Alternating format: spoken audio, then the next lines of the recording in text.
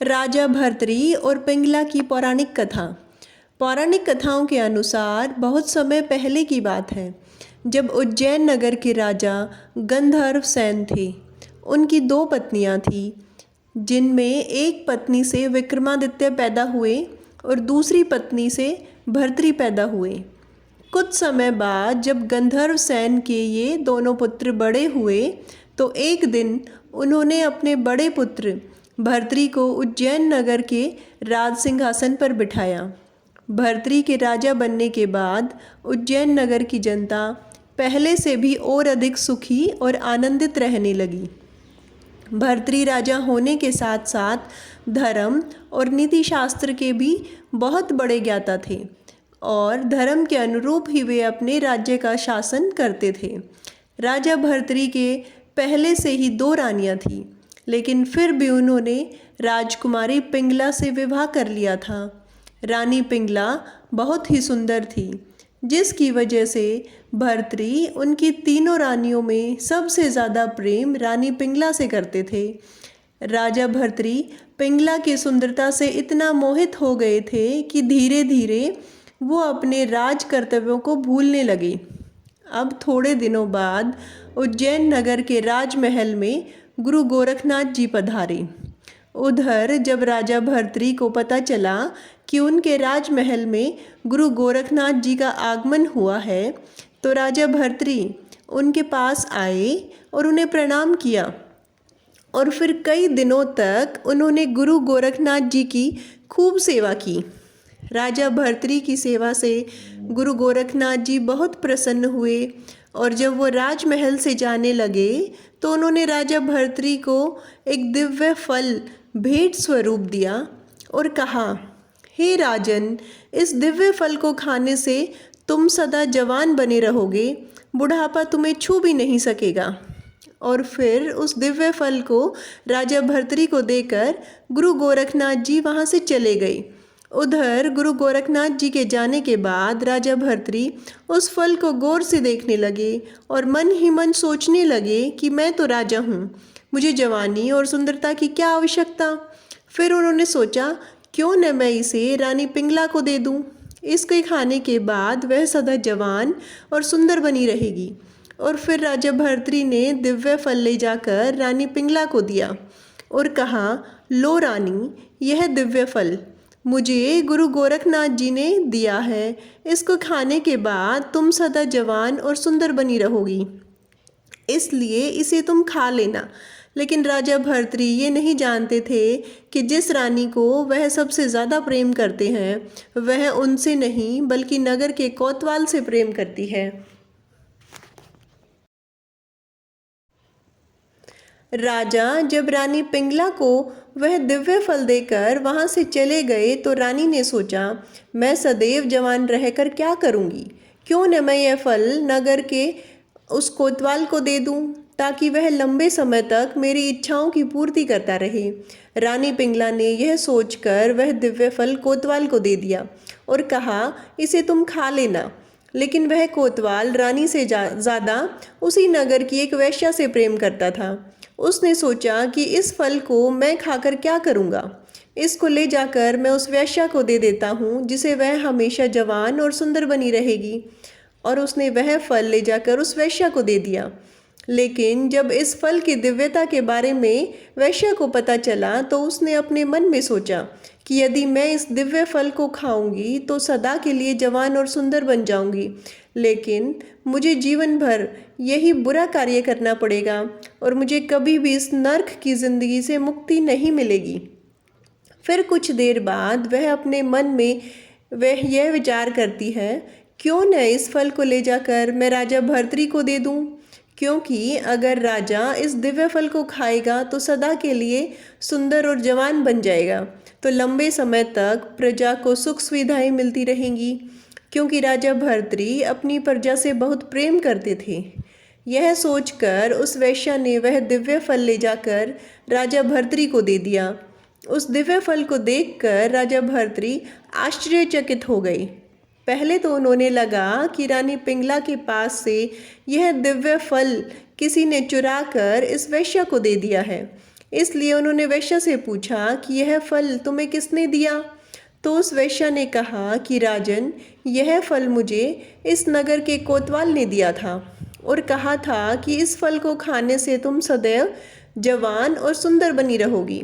लेकिन मैंने सोचा कि इस फल की सबसे ज़्यादा ज़रूरत आपको है, इसलिए मैं यह फल लेकर आपके पास चली आई। वैश्या की बात सुनकर राजा ने तुरंत सैनिकों को भेजकर कोतवाल को बुलाया। फिर जब वह कोतवाल राजा के समक्ष पेश हुआ तो उन्होंने पूछा कि यह फल तुम्हारे पास कैसे आया। कोतवाल ने कहा, महाराज, मुझे यह फल आपकी रानी पिंगला ने दिया था और कहा था कि यह दिव्य फल तुम खा लेना, इसको खाने के बाद तुम सदा जवान और सुंदर बने रहोगे। यह सुनकर राजा भर्तरी के दिल को गहरा झटका लगा। वह मन ही मन सोचने लगा कि जिस रानी को मैंने सबसे ज़्यादा प्रेम किया वही रानी मेरे साथ धोखा करती रही। मैं भी कितना बड़ा मूर्ख था जो यह सोचता रहा कि जितना प्रेम मैं रानी पिंगला से करता हूँ उतना ही प्रेम वो भी मुझसे करती है। इसके बाद राजा भर्तरी ने सारी मोह माया और बंधनों को त्याग कर उन्होंने अपना पूरा राज्य अपने छोटे भाई विक्रमादित्य को सौंप कर वैराग्य धारण कर लिया और उसी नगर की एक गुफा में जाकर कठोर तपस्या करने लगे। जब भर्तरी को तपस्या करते करते काफ़ी समय बीत गया तो स्वर्ग के राजा देवराज इंद्र को यह भय सताने लगा कि कहीं राजा भर्तरी वरदान प्राप्त करके उनका सिंहासन न छीन ले।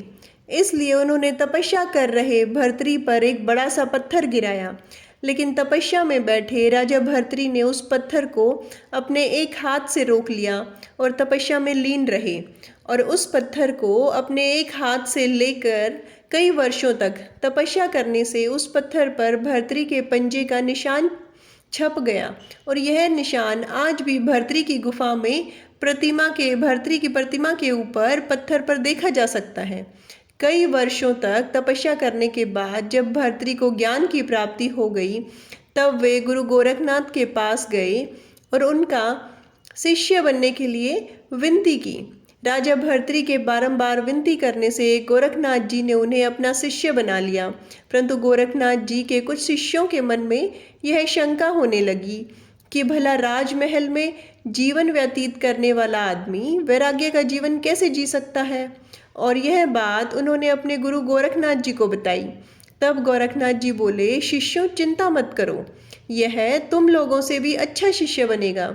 यह सुनकर पुनः उन शिष्यों ने गोरखनाथ जी से कहा, हम लोगों को विश्वास नहीं हो रहा गुरुजी, आपसे आग्रह है कि आप भर्तरी की परीक्षा लीजिए।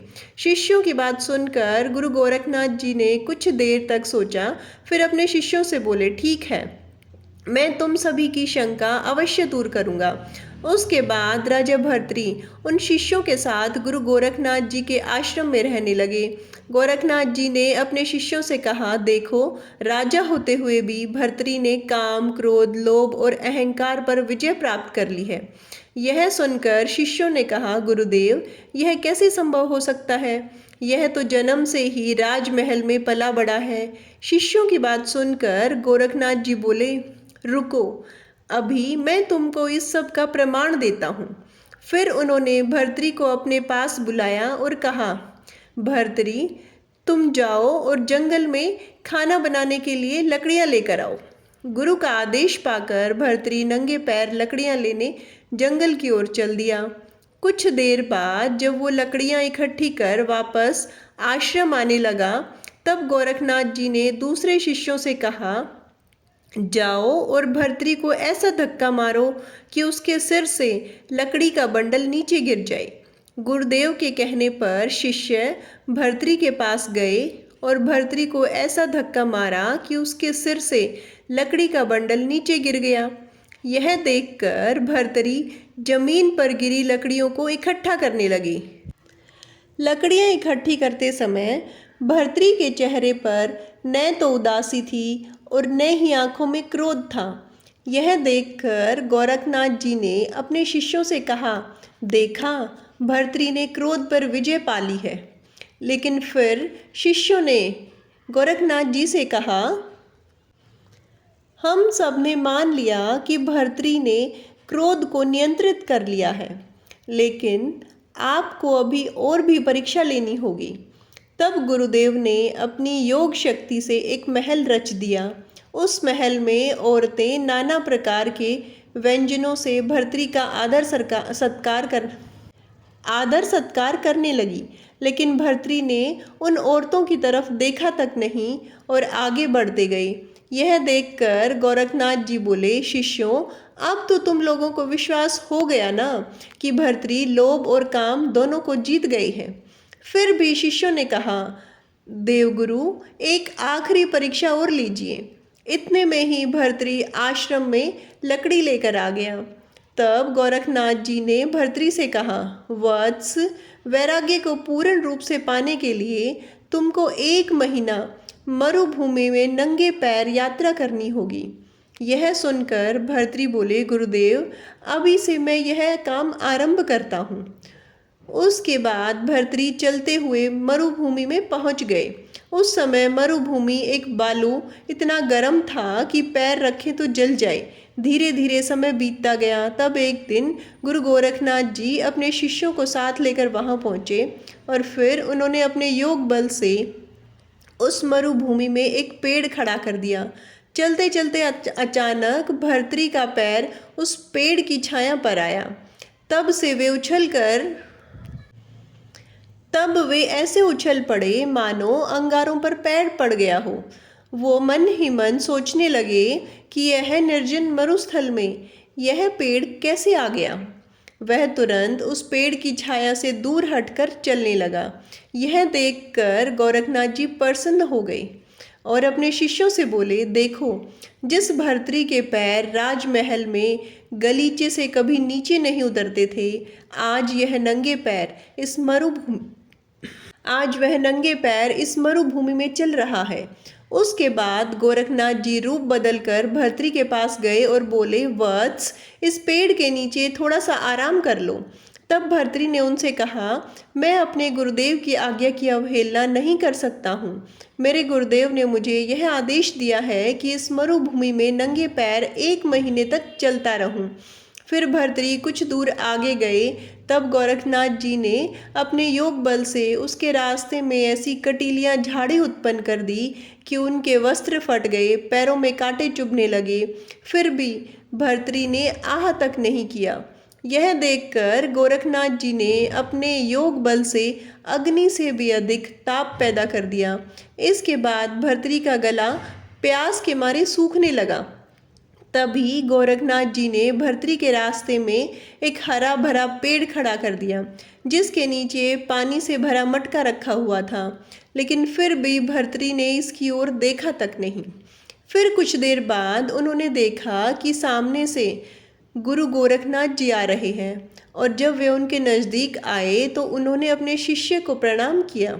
फिर गोरखनाथ जी ने भर्तरी को गले लगाते हुए कहा, वत्स, मैं तुमसे अति प्रसन्न हूँ और मैं तुम्हें वरदान देना चाहता हूँ।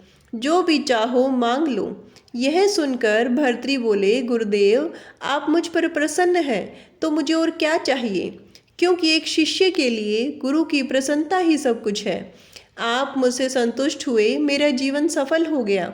आपके आशीर्वाद के सिवाय मुझे कुछ नहीं चाहिए। गुरु गोरखनाथ जी ने कहा, तुम धन्य हो भर्तरी।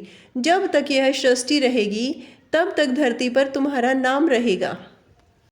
ऐसी ही और कहानियाँ सुनने के लिए हमारा चैनल सब्सक्राइब करें। हमारी संस्कृति, हमारा गौरव। धन्यवाद।